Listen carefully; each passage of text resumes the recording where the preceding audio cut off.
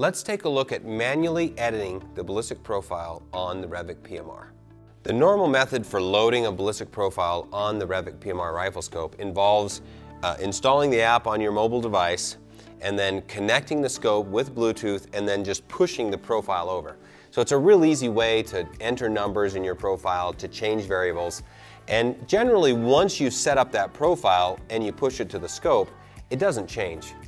But all of us that shoot a lot know that sooner or later your barrel wears, the speed increases, or you change a lot of ammo, and maybe it's not a big variation, but maybe it's 25 feet per second faster. And when you're shooting at 1,200–1,300 yards, that matters.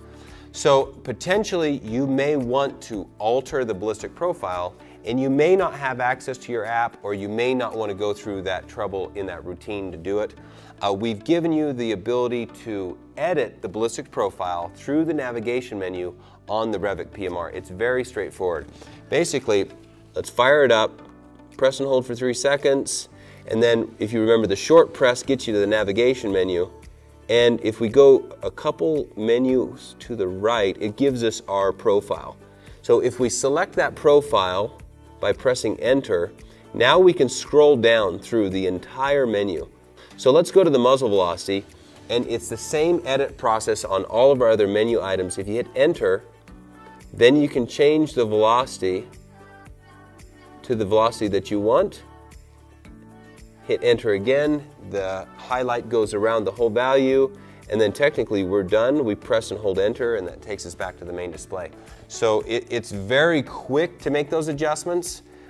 Generally, I might make a muzzle velocity adjustment if I'm measuring the velocity with a magnetospeed or a Doppler radar, lab radar.